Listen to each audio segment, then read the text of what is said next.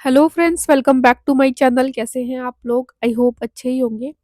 Friends, ये video उनके लिए है जिनका है एपीएफओ एपीएफसी का एग्ज़ाम एक दो दिन में।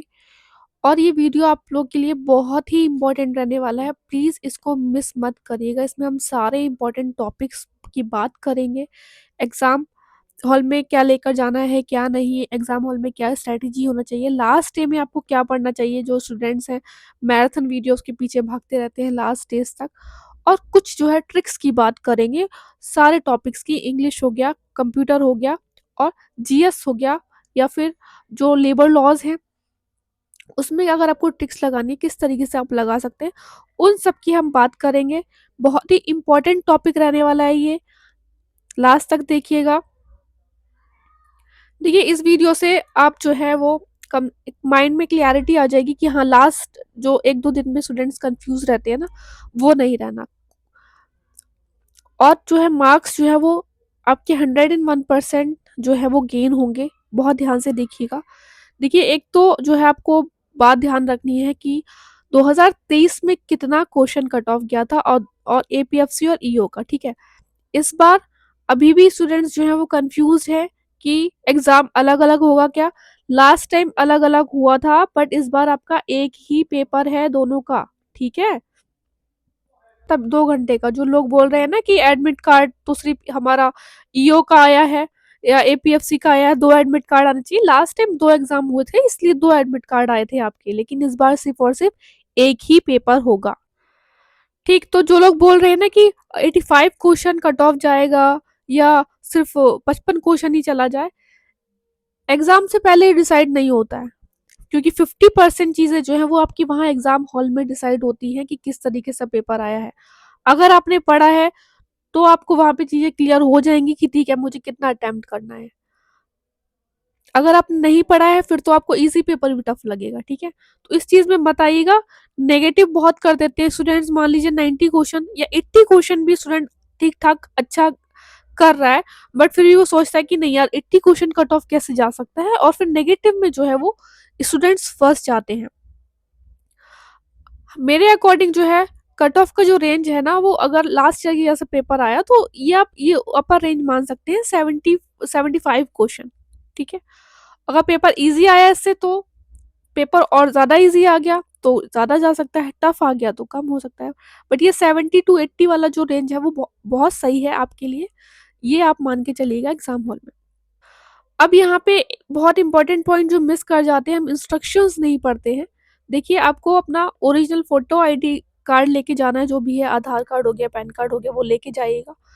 प्लस इस चीज़ को आप बिल्कुल याद रखेंगे कि आपका एग्ज़ाम से पहले 30 मिनट पहले गेट क्लोज हो जाएगा। कोशिश करिएगा कि एग्ज़ाम टाइम स्टार्ट होने से पहले 1 घंटे पहले आप पहुंच जाएं अपने एग्ज़ाम हॉल पे, ठीक। बाकी सारे इंस्ट्रक्शन दिए हैं कि मोबाइल फ़ोन लेके नहीं जाना है। स्मार्ट वॉचेस जो है, सिंपल वॉचेस भी मैं कहूँगी सिंपल वॉचेस भी मत पहनिएगा, क्योंकि वो भी कभी कभी निकलवा देते हैं वहाँ पे। यहाँ पे बोला कि कैंडिडेट्स को अलाउ नहीं है कि कोई भी बैग या बैगेज या लगेज वो कैरी करे। बट जो स्टूडेंट्स जाते हैं, दूर से जाते हैं एग्जाम हॉल में, जिनके साथ कोई गार्जियन नहीं जाता है, तो ऑब्वियस सी बात है थोड़ा बहुत तो कहीं ना कहीं बैग रखवाते ही हैं वो। इसीलिए कोई वैल्यूएबल चीज़ पहन पहन के मत जाइएगा आप। जैसे कि गोल्ड हो गया, जैसे आईपैड वगैरह हो गया, वो लेके मत जाइएगा अपना, ठीक है। क्या लेके जाना है? ई एडमिट कार्ड लेके जाना है, पेन, पेंसिल, आईडी प्रूफ और कॉपीज ऑफ सेल्फ फोटोग्राफ, ठीक है। 2 पासपोर्ट साइज फोटोग्राफ आप लेके जा सकते हैं। नेगेटिव मार्किंग कितना है? 2.5 मार्क्स का क्वेश्चन है, 1/3 जो है वो आपकी नेगेटिव मार्किंग है, कुछ 0.8 कुछ है इसका जो है negative marking. This is again very important point. Answers other than those marked using a black ball point pen, तो ब्लैक पेन लेके जाना है आपको, ये याद रखिएगा। अब जिन स्टूडेंट्स का जो है ई एडमिट कार्ड पे उनका फोटोग्राफ क्लियर नहीं आया है, उन्हें 2 पासपोर्ट साइज फोटोग्राफ लेकर जाना है विद हिज हर नेम। यहाँ पे देखिए इंपॉर्टेंट है, और डेट ऑफ फोटोग्राफ लिखा होना चाहिए विद अंडरटेकिंग। अब बात कर लेते हैं कि अटेम्प्ट जो है हमने अभी आपको ऊपर जैसे बताया कि ये मत करना कि 120 में से 120 करने हैं। आपकी कितनी भी अच्छी प्रिपरेशन होगी ना, 120 में से 120 क्वेश्चन तो आप कर ही नहीं सकते, बिकॉज़ इसमें जो है जीएस के साथ-साथ और भी 5 से 6 टॉपिक्स हैं। कंप्यूटर हो गया, इंग्लिश हो गया, रीज़निंग हो गया। 120 में से 120 क्वेश्चन तो आप कर ही नहीं सकते। सेफ जो अटेम्प्ट रहेगा वो आपका 100 के आस-पास रहेगा। 100 तो करने की कोशिश करिएगा ही, क्योंकि अगर आपके 15 से 20 क्वेश्चन भी गलत होते हैं तो कहीं न कहीं आप जो है सेफ रेंज में रहें। बात करें हम टाइम मैनेजमेंट की। देखिए टाइम जो है ना वो आपको स्टार्टिंग से मैनेज करना पड़ेगा। बहुत ही स्लो स्पीड मत रखिएगा। यहाँ पे आपको रीजनिंग भी करनी है, मैथ्स वाले क्वेश्चन भी करने हैं, उसमें कैलकुलेशन लगेगा, प्लस जो आपका कंप्यूटर, देखिए कंप्यूटर में हमने नंबर सिस्टम वाले कन्वर्जन वाले जो है एक 20 मिनट का वीडियो कराया है आपको। इस वीडियो की कमेंट बॉक्स और डिस्क्रिप्शन बॉक्स में एपीएफसी प्लेलिस्ट मिल जाएगी। 20 मिनट का वीडियो है। लास्ट टाइम 3 क्वेश्चन आए थे कन्वर्जन से, वो आपको ज़रूर देखना है, ठीक है? तो इसमें भी देखो थोड़ा दिमाग लगता है, इसमें आपको टेबल थोड़ा रिकॉल करनी पड़ेगी, अच्छा ठीक है, फिर थोड़ा-सा कैलकुलेशन करना पड़ेगा, ठीक है? बहुत ज़्यादा नहीं, बट हाँ, कैलकुलेशन होती है। और जो आपका अकाउंटिंग वाला पोर्शन है इस वाले पेपर में, उसमें भी कैलकुलेशन लगती है, ठीक है? तो कैलकुलेशन वाला पार्ट इसमें अच्छा खासा है, इसलिए जो अपनी स्पीड है वो अच्छे से स्टार्टिंग से ही मैनेज करके चलिएगा आप। अब बात कर लेते हैं हम लास्ट डे इम्पोर्टेंट टॉपिक्स की। इसके बाद हम ट्रिक्स की बात करेंगे, क्वेश्चंस की, ठीक है? अगर बात करें लास्ट डे इम्पोर्टेंट टॉपिक्स की, तो अभी हम जो आपको क्वेश्चंस की ट्रिक्स बताएंगे उसमें हम आपको बताते चलेंगे कि कौन सा टॉपिक जो है वो क्यों इम्पोर्टेंट है। और लास्ट डे आपको उतना तो करना ही है, और वो आप आराम से कर लेंगे, 5-6 घंटे में वो सारे टॉपिक्स आप कर लेंगे जो हम आपको बताएंगे, ठीक है? कुछ जो है एलिमिनेशन टेक्निक यहाँ पे आप देख लीजिएगा। देखिए कुछ वर्ड्स जो हैं वो ना कॉन्स्टिट्यूशन में डिफाइंड नहीं है, जैसे कि अगर माइनॉरिटी वर्ड दे दिया, नहीं है। ऑफिस ऑफ प्रॉफिट हो गया, वो नहीं है डिफाइंड। तो ये वाले जो स्टेटमेंट है वो 95% रॉन्ग होते हैं। अगर आपको पता है बहुत अच्छी बात है, बट अगर आपको पॉलिटी का कोई क्वेश्चन है उसमें बोल दिया कि this is defined in the constitution, तो वो गलत ही होता है। Extreme word, can not, any, always, never, only, entirely, completely, most of time जो है वो रॉन्ग होते हैं। टेक्नोलॉजी एप्लीकेशन, अगर साइंस एंड टेक्स रिलेटेड कोई क्वेश्चन आ रहा है ना आपका, तो वहां पे मोस्टली ऑल अप्लाई करेगा। टू एआई से रिलेटेड कोई क्वेश्चन हो गया, तो वहां पे ऑब्वियस ही बात है एआई के कितने ज्यादा यूजेस हैं, है ना? तो वहां पे ऑल अप्लाई हो जाएगा। कुछ क्वेश्चंस आपने देखे होंगे सीएससी वाले पेपर में भी आपने देखे होंगे कि कैन, सम, में, अब जैसे मान लेना सम टर्टल्स आर हर्बीवोरस, ठीक है? अब टर्टल्स की कितनी स्पीसीज हैं, होंगे, ठीक है? तो ये चीज़ें जो है ना स्पीशीज़ वगैरह में बिल्कुल करेक्ट हो जाती हैं। कैन, अब कहीं बोल दिया जाए कि किसी पर्टिकुलर चीज़ के बारे में बता रहा है, ठीक है? या कोई स्कीम के बारे में बता रहा है कैन, तो वहाँ पे ये हाँ, हो सकता है, क्यों नहीं? में जहाँ पॉसिबिलिटी वहाँ बता रहा है, वहाँ पे वो करेक्ट हो जाएगा स्टेटमेंट आपका। कोई स्कीम है गवर्नमेंट की, न्यूट्रल है, या फिर वो बेनिफिट दे रही है, न्यूट्रल एक जो है सेंटेंस साउंड कर रहा है गवर्नमेंट का स्टाइल, तो राइट हो जाएगा। और 6 है जो आपको वर्ड्स को ना ब्रेक करने का जो टैलेंट है वो आना चाहिए। इसी से ब्रेक द वर्ड से आप 3 से 4 क्वेश्चंस जो हैं वो एग्जाम हॉल में सही कर सकते हैं। आपको नहीं पता होगा फिर भी। कैसे, अभी हम आपको बताएंगे क्वेश्चंस में, ठीक है? देखिए अगर वीडियो अच्छा लग रहा हो तो प्लीज़ लाइक कर दीजिएगा, चैनल सब्सक्राइब कीजिएगा। हमारे कोर्सेज चलते रहते हैं स्टेट पीसीएस के लिए, जैसे कि UK PCS, UP PCS, Bihar PCS, national monthly one liner current affair भी चल रहा है, और एग्जाम्स में क्वेश्चन फंसते भी हैं। कोर्सेज के बारे में जानकारी प्राप्त करने के लिए आप इस नंबर पे व्हाट्सएप करके जानकारी प्राप्त कर सकते हैं।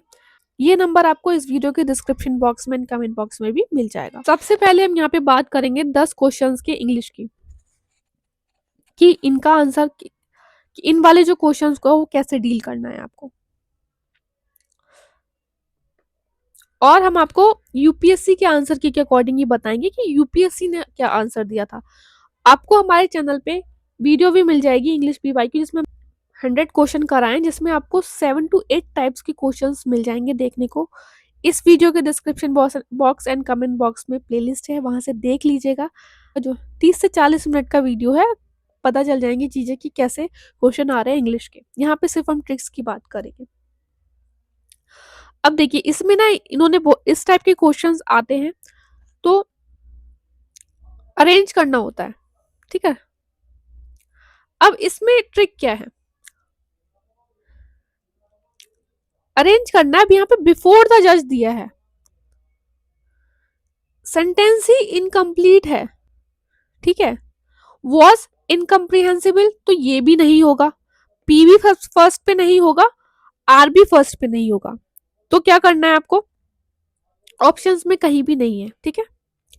पी और आर तो है ही नहीं, देन और पी आपका जो है ना वो लास्ट में भी नहीं होगा, ये आप याद रखेंगे। अब यहाँ पे एस होना चाहिए या फिर क्यू होना चाहिए, दो ही सेंटेंस बचते हैं आपके स्टार्टिंग में। लेट हमने चलो एस मान लिया, एस सही है। एस से कौन से दो स्टेटमेंट है हमारे, तो अगर हम ए फॉलो कर रहे हैं तो एस के बाद क्यू आएगा। His decision to plead guilty given that he was clearly innocent was incomprehensible before the जज। बिल्कुल सही नहीं है ये सेंटेंस, आपको लग ही रहा होगा पढ़ने में कि चीजें मिसमैच हो रही हैं। अगर हम डी की बात करेंगे तो his decision to plead guilty was incomprehensible given that he was clearly innocent. पहले इन्होंने यहाँ पे बता दिया कि इनकम्प्रिहेंसिबल है, तो इसमें क्या होगा ना कि पहले ये वाला सेंटेंस आएगा, वो रीजन बताएंगे कि वो क्लियरली इनोसेंट प्रूव कर रहे हैं, क्यों कर रहे हैं, क्या रीजन है, तो ये बाद में आएगा। क्यों के बाद क्या आएगा, आर आएगा। तो यहाँ पे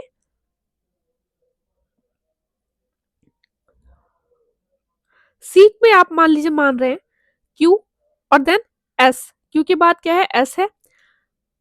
given that he was clearly innocent his decision to plead guilty before the जज वॉज इनकम्प्रिहेंसिबल, और सी ही इसका जो है वो आंसर है। बात कर लिया हम सेकंड की, सी ऑप्शन भी आपका नहीं होगा। It is difficult when you stated principle, it is difficult when you stated principle are at odd with your ground realities to practice what you preach. में आप ये मान के चलेंगे कि आर जो है फर्स्ट नंबर पे तो नहीं आएगा और ऑप्शंस में भी कहीं नहीं दे रखा है। To practice what you preach एस भी नहीं आएगा सबसे पहले, तो यहाँ पे सबसे पहले आप एस करेंगे, गलत, ठीक है।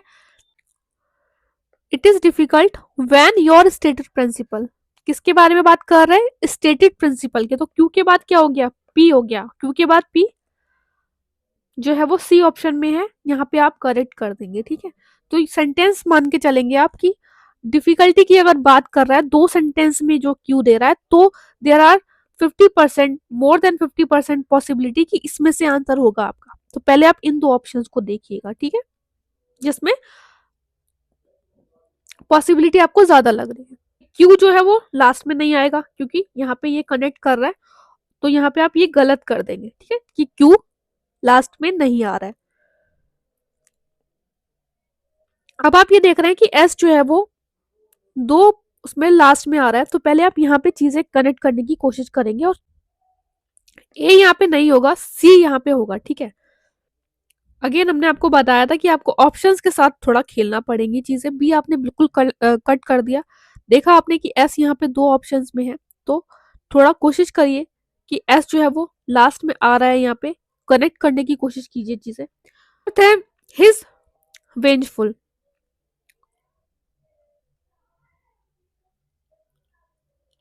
यहाँ पे आप ये मान लीजिए कि पी जो है वो ना वो लास्ट में नहीं आएगा, और पी यहाँ पे कहीं लास्ट में आपका दिया भी नहीं है। By the expression on his face, और क्यू फर्स्ट पे भी नहीं आएगा, ठीक है, तो यहाँ पे आप ये कट कर दीजिए। By the expression on his face, तो स्टार्टिंग ही नहीं है, स्टार्ट नहीं हो रहा है, ये इनकम्प्लीट जो है वो सेंटेंस है। अब हम दो में देखेंगे, पी जो है वो फर्स्ट है, ये हमारा क्लियर हो गया, ठीक है। हिज वेंसफुल जो है वो क्लियर है। उसके बाद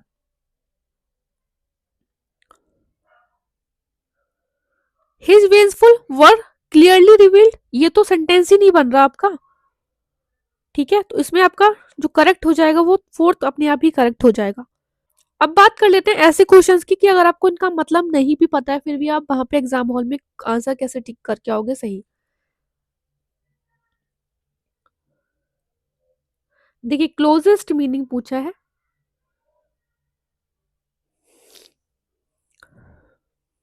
अब यहाँ पे है कि the essay was badly researched and contained several platitude and generalization। अब ऐसे को क्या किया गया, बैडली रिसर्च कर दिया गया है। ठीक है, तो आपको लग रहा है कि कुछ गलत ही इसमें दिया हुआ है, बैडली रिसर्च किया गया एंड अगेन जनरलाइजेशन कर दिया गया, मतलब कुछ कॉमन चीजें इसमें दे दी है। ठीक है, जनरलाइजेशन कर दिया है, कॉमन चीजें दे दी है। तो यहाँ पे इनकरेक्ट स्टेटमेंट नहीं हो रहा, इम्प्रोसाइज भी नहीं हो रहा, सबसे वेग और सब्जेक्टिव स्टेटमेंट की बात भी नहीं हो रहा, सबसे जो सही आपको यहाँ पे क्लिक करेगा कि जनरलाइजेशन मतलब कॉमन मतलब ऑफन यूज्ड। ठीक है, badly research is unoriginal ideas. ठीक है, तो सी जो है वो यहाँ पे सही हो जाएगा। एक क्वेश्चन ये है जैसे the 100 year old college building was now in a derelict state. अब 100 साल पुरानी बिल्डिंग की बात कह रहे हैं तो आप समझ सकते हैं कि 100 साल पुरानी बिल्डिंग है तो कुछ खराब हालत में ही होगी वो, तो उसको प्रिजर्व तो आप नहीं करेंगे हिस्टोरिकल वैल्यू के लिए। अनसेफ फॉर ऑक्यूपेशन बात ही नहीं कर रहे हैं इसमें कहीं पे ऑक्यूपेशन की। ओरिजिनल ब्यूटी आप कैसे उसको मतलब 100 साल पुरानी है स्टेट की बात कर रहे हैं तो यहाँ पे ओरिजिनल ब्यूटी रिलेटेड भी कुछ नहीं है, सी यहाँ पे बिल्कुल सही आंसर होगा। अब जैसे ये 9th वाला क्वेश्चन है, my serendipitous encounter with the man on the bus. Encounter मतलब कि एकदम से अचानक ही मुलाकात हुई। Profound profound impact on my life, life पर बहुत ही गहरा इम्पैक्ट पड़ा। तो अचानक से एनकाउंटर हो गया तो अ चांस इवेंट, चांस मिला और इवेंट जो है एक कभी भी ना भूलने वाला जो है एक इवेंट बन गया। तो यहाँ पे ये डी जो है वो आंसर हो गया। कुछ एक क्वेश्चन इस टाइप का भी कर सकते हैं इस बार, क्योंकि देखिए ये ईओ का पेपर था और स्टार्टिंग वाला जो हमने देखा अरेंज करना था वहां पे भी वो एपीएफसी में आया था, तो हो सकता है इस बार 2 से 3 क्वेश्चन इस टाइप के दे दें और 2 से 3 क्वेश्चन उस टाइप के दे दें। ठीक है, यहाँ पे हम देख लेते हैं इन्होंने क्या किया है ना इसमें कि 2 सेंटेंस आपको दिए हैं स्टार्टिंग के और एंड के, बीच के जो सेंटेंस है वो आपको अरेंज करने हैं। इसमें किस तरीके से लेके चलनी है आपको चीजें ये भी देख लेते हैं, एक क्वेश्चन देखते हैं ऐसा। Geological mapping when properly done demands skill and judgment. ठीक है, किसकी बात कर रहा है, जियोलॉजिकल मैपिंग की बात कर रहा है, जब क्या डिमांड करता है, स्किल्स एंड जजमेंट। लास्ट में क्या है, nothing is more naive than believe that a field geologist should gather only fact the interpretation of which is to be made at the later date. First sentence में हमने बात की geological mapping की। अब देख लेते हैं यहाँ पे demands skill and judgment. P sentence क्या कह रहा है, वाइल द, हमारे ऑप्शंस देख लेते हैं पहले। पी जो है वो एक ऑप्शन में है, एस दो। अब यहाँ पे वो वाला जो है फिट नहीं होगा जो हमने आपको ऊपर बताया था कि 2 ऑप्शंस में एस एस आ रहा है, तो पहले वो आप देख लीजिए एस आर आ रहा है। ठीक है, यहाँ पे गलत भी हो सकता है।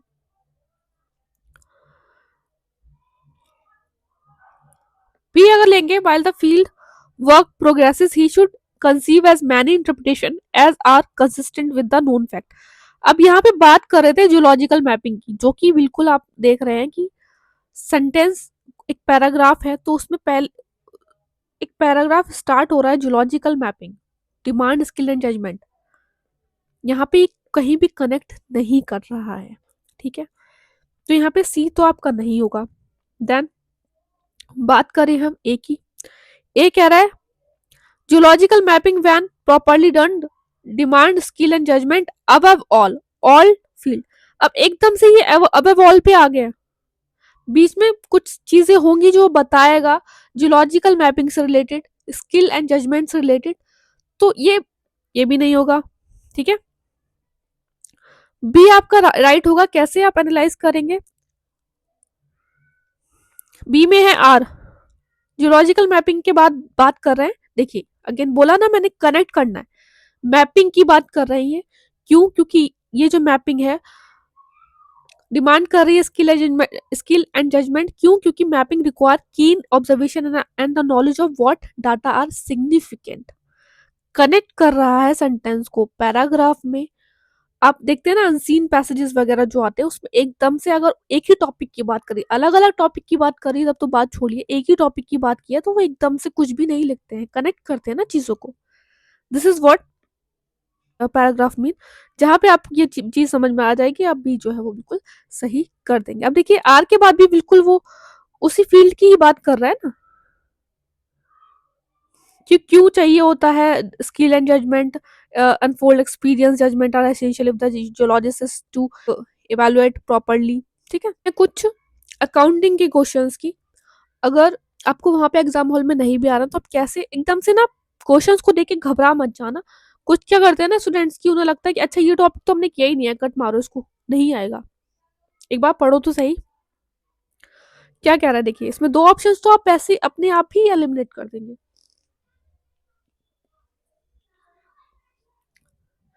Dividend equalization reserve is an example of general reserve. अब भाई तुम इतनी बड़ी बात की गई है, डिविडेंड डिविडेंड की बात करी तो जनरल कैसे होगा, उसके लिए एक स्पेशल रिजर्व होगा ना। General reserves can be used only for some specific purpose. ये भी गलत हो गया। जनरल रिजर्व को स्पेसिफिक पर्पसेस के लिए जो रिजर्व बनाए जाते हैं उनको ही यूज किया जाता है। ठीक है, तो यहाँ पे गलत हो गया, जनरल के लिए जनरल होगा, स्पेसिफिक के लिए स्पेसिफिक होगा। दो ऑप्शंस तो आपके वैसे ही गलत हो गए। एक ही बात करेंगे, capital reserves are normally created out of free और डिस्ट्रीब्यूटेड प्रॉफिट। अगर आपको इसमें कंफ्यूजन हो भी रहा है ना दो सेंटेंस में, तो गो फॉर इट, जो शॉर्टर आपको इजी जो लग रहा हो। ठीक है, क्यों? क्योंकि इसमें आप देख रहे हैं कि कितना ज्यादा वो वर्ड्स के साथ खेल रहे हैं, नॉर्मली, आउट ऑफ, और चांसेस है कि यहाँ पे आपको वो ऑप्शन गलत दे रहा है। ठीक है, यहाँ पे चांस है तो यहाँ पे आप डी कर देंगे। अब ये यहाँ पे देखिए, देखने में ये क्वेश्चन कितना बड़ा लग रहा है, एकदम आप 1 सेकंड 1-2 सेकंड के लिए देखेंगे तो आपको लगेगा क्या ही पूछ लिया। ट्रेड यूनियन के बारे में पूछा है। अगर आपने सिंपल सी चीज तक पढ़ी होगी तो उसमें या तो 100 मेंबर्स होने चाहिए कम से कम, या 10% ऑफ जो स्टैब्लिशमेंट है उसके पार्ट होना चाहिए ट्रेड यूनियन के, कम से कम उस फुल स्टैब्लिशमेंट के 10%। अब इसमें बोला है कि membership strength of each union union इतनी है, इनमें से हम किसको अलाउ करेंगे कि रजिस्ट्रेशन। तो हमने आपको बताया ना 100 मेंबर या 100 से ज्यादा होना चाहिए, या फिर टोटल ऑफ 10% ऑफ स्टैब्लिशमेंट। तो यहाँ पे ये ई वाला अपने आप गलत हो गया, और इसका आंसर क्या है? Simple, accounting standard and accounting principle. ज्यादा नहीं है, 10 से 11 है एक पेज में। अभी अगर आपने नहीं किया गूगल कर लो चीजें। सिंपल गोइंग कंसर्न से ही दो क्वेश्चन पूछे गए हैं डायरेक्ट। ठीक है, एक क्वेश्चन और पूछा गया है प्रिंसिपल से। तो 10 से 11 प्रिंसिपल हैं, एक एक दो दो लाइन के। अच्छे से पढ़ लो, क्वेश्चंस आते हैं बहुत लंबे चौड़े, आपको स्टेटमेंट दे देंगे वो, लेकिन जब आप स्टेटमेंट पढ़ लेंगे, लेकिन जब आपको पता होंगी चीजें इजी हो जाएंगी। 3 क्वेश्चन अगर आपके आ गए ना सिर्फ प्रिंसिपल से, तो समझते हैं आप 7.5 नंबर आपके पक्के हैं। आपको सब पता होना चाहिए गोइंग कंसर्न क्या है, मनी मेजरमेंट क्या है, कंजर्वेटिव क्या है, छोटी छोटी जो है इनकी डेफिनेशन है, बहुत बहुत इंपॉर्टेंट है। अब ये जो है आपका पॉलिटी का क्वेश्चन है, नॉट करेक्ट पूछा है।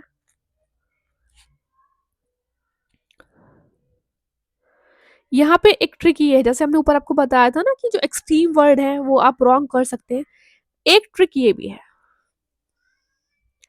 जहां पे डज नॉट आ गया ना, मीन्स कि वो जानबूझ के उस पर जोर डाल रहे हैं क्वेश्चन को गलत करने का। 95% चांसेस हो जाते हैं कि ये वाला स्टेटमेंट आपका गलत हो जाता है। ठीक है, 1 गलत है तो नॉट करेक्ट पूछा है, तो हमारा सी और डी अपने आप गर्व हो गया। The ordinance making power of the governor is confined to the subject in all the 3 list. In all the 3 list अगर आपको नहीं भी पता होगा ना, फिर भी आपको समझ अच्छा ऑल द 3 लिस्ट, ये तो गलत ही हो गया, तो 1 और 2 गलत हो गया।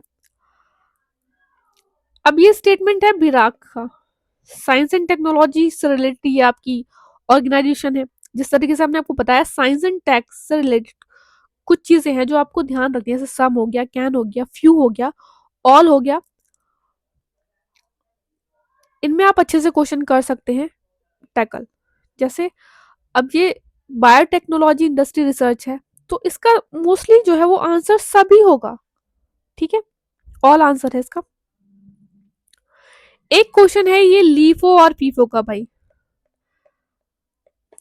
इस बार भी मान के चलो आपका इसमें 2 से 3 क्वेश्चन आ सकते हैं। एक क्वेश्चन तो 101% आएगा और 2 से 3 क्वेश्चन आ सकते हैं। लीफो और फीफो दिखने में लग रहा है कितना बड़ा पहाड़ है ये, बहुत इजी कॉन्सेप्ट है, अगर आपने नहीं भी पढ़ा है ना बता देते हैं हम आपको, रुको। लीफो मतलब कि लास्ट में आ रहा है लेकिन पहले जा रहा है, पहले बेच रहे हो आप। फीफो का मतलब पहले आ रहा है पहले जा रहा है, ठीक है। इसमें लीफो के हिसाब से इसको अगर किया है इन्होंने, तो इन्होंने बोला देखिए इन्वेंट्री इन हैंड कितनी है 200, 200 इंटू 7 कर देंगे आप, 1400 हो गया, ठीक है। परचेजेस कितने हैं 1100, 1100 इंटू 8 कर दिया आपने, 8800 हो गया।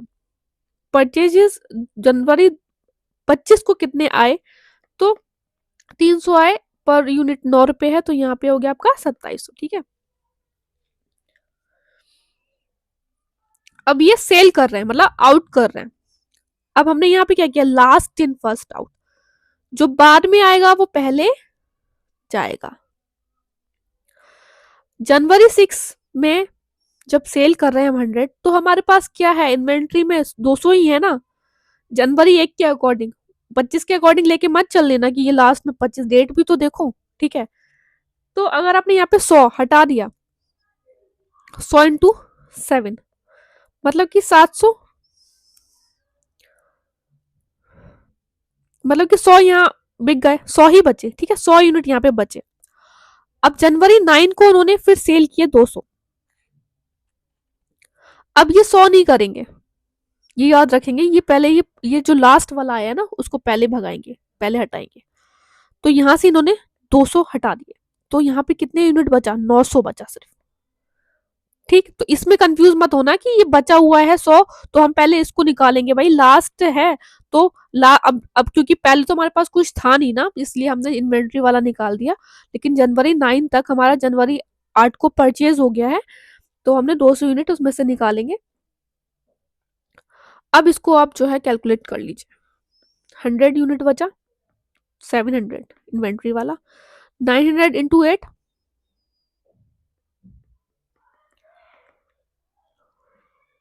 7200, और 2700 तो ये बचा ही। कितना आंसर आएगा, 10,600, ठीक, ये आंसर आएगा।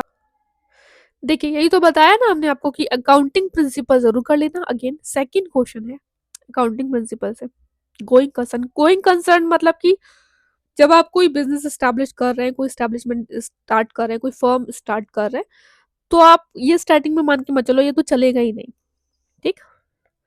आपको ये मान के चलना है कि ये भाई हमारा जो है बिजनेस चलता ही रहेगा, हमेशा चलेगा, ठीक है। Going concern assumption. IP address पूछा, अब यहाँ पे ये डिजिट देख के आपको लगेगा ये क्या मुसीबत है भाई। बहुत सिंपल जो है वो इसमें चीज है कि आईपी एड्रेस जो है वो आपका 1 से लेके 255 तक ही हो सकता है। 710 दिया है, यहीं पे ये कट हो जाएगा, ठीक है। मैश टोपोलॉजी पूछा है कि अगर कोई 6 कंप्यूटर, अगर पूछे यहाँ पे 6 नोड्स या 6 केबल्स हो रहे हैं तो कितने लिंक हो सकते हैं। सिंपल सा फॉर्मूला है, एन इज जो आपको दिया है, 6 नोड, 6 कंप्यूटर, 6 केबल, ठीक है। 6 माइनस 1 बाय 2, 6 इंटू 5 अपॉन 2 कितना आ गया 50, ठीक।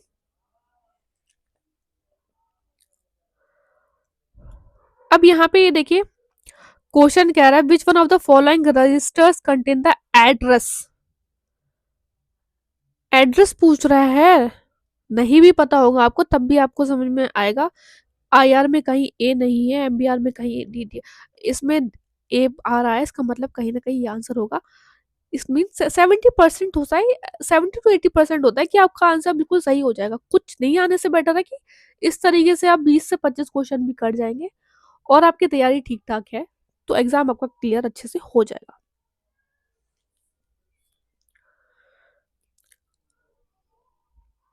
नेक्स्ट है, कमांड पूछा है to check the error status of the hard disk drive. अब ये तो आप बिल्कुल ही काट दो, फुल तो होगा ही नहीं ना। चेक डिक नहीं होगा, डिस्क चेक उल्टा है, ये भी काट दो। दो में है, दो में सबसे कम जो सही लगेगा वो आपको यही लगेगा, यही इसका सही आंसर होगा। पूछा है ई संजीवनी स्कीम। अब इसमें यही हमने आपको बोला कि ब्रेक द वर्ड। 2 से 3 क्वेश्चन आप आराम से इसमें कर सकते हैं ब्रेक द वर्ड से। अब संजीवनी मतलब क्या? Medicine, right. ई मतलब क्या? इलेक्ट्रॉनिक। तो 20 का आंसर हो गया। यही हमने आपको बताया था स्टार्टिंग वाली वीडियो में कि आपको फंडामेंटल राइट, प्रीएम्बल, डीपीएसपी बिल्कुल रट जाना। 3 क्वेश्चन आपको यहां से मिलेंगे। फंडामेंटल राइट में बहुत डीपली मत जाओ, ऊपर ऊपर से पढ़ लो, ठीक है। डीपीएसपी में भी कि हाँ कि कौन सा आर्टिकल क्या बोल रहा है, सिंपल। आर्टिकल 39 ए क्या बोल रहा है, 43 क्या बोल रहा है, बिल्कुल एज इट इज आपको लाइन रट्टी होनी चाहिए। क्वेश्चन ऐसे आते हैं। अब यहाँ पे पूछ लिया ना, फैक्ट्री में जो है चिल्ड्रन को प्रोहिबिट करना है तो कौन सा एक्ट है, आर्टिकल 24। अब यहाँ पे क्या पूछा इन्होंने, आर्टिकल 43 में देखिए 2023 में यही बोला मैंने आपको, लिविंग वेज की बात की जा रही है उसमें। डीपीएसपी आपको पता होना चाहिए, ठीक है। अगेन अकाउंटिंग प्रिंसिपल से क्वेश्चन आ गया आपका। 3 क्वेश्चन मैंने आपको दिखा दिए यार एक ही पेपर में। अभी आप गूगल करोगे ना, एक पेज में सारी चीजें आ जाएंगी, पढ़ लो उसको। 2 से 3 क्वेश्चन आपको आने ही है यहाँ से। देखिए अकाउंट है, अकाउंट से आपका एक क्वेश्चन आता ही आता है टाइप ऑफ अकाउंट में। ये अकाउंट आपको पता होना चाहिए, types of account. Goodwill account जो है बेसिकली रियल अकाउंट में आता है। एसेट या प्रॉपर्टी की बात जहां पे हो रही है, कॉपीराइट्स की बात हो रही है, पेटेंट्स की बात हो रही है, ठीक है। तो goodwill of a goodwill account जो है रियल अकाउंट ही हो जाएगा। मशीनरी बिल्डिंग अकाउंट की बात हो रही है, यहाँ पर रियल अकाउंट आ जाएगा। नॉमिनल में बात हम करेंगे लॉस एक्सपेंस, गेन,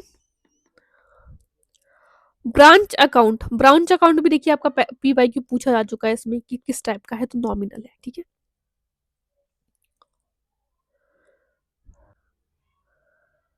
अब ये कॉन्ट्रोडिक्टरी स्टेटमेंट होते हैं दो, एक इसमें सही होगा दूसरा खुद ही गलत होगा, ठीक है। जैसे कि population change in an area is an important indicator of economic development of that region. Population change in an area is not an indicator of.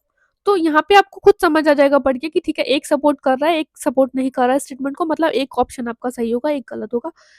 ए जो है इसका सही आंसर है। नोबेल प्राइजेस जो है वो अभी भी आप देख लीजिएगा 2025 के अक्टूबर में अनाउंस्ड हुए हैं। हाई चांसेस हैं कि ये क्वेश्चन आपका आ जाए, ठीक है। अब जैसे ये ऑडिट का क्वेश्चन है, मान लीजिए आपको आपने नहीं पढ़ा ऑडिट, आपको नहीं आ रहा समझ। ऑडिट का मतलब क्या होता है, इसमें पूछा not covered in audit. Examination of the system of accounting, obvious सी बात है एग्जामिनेशन तो होगा। Reporting to the appropriate person और बॉडी, ऑब्वियस सी बात है रिपोर्टिंग होगी, ठीक है।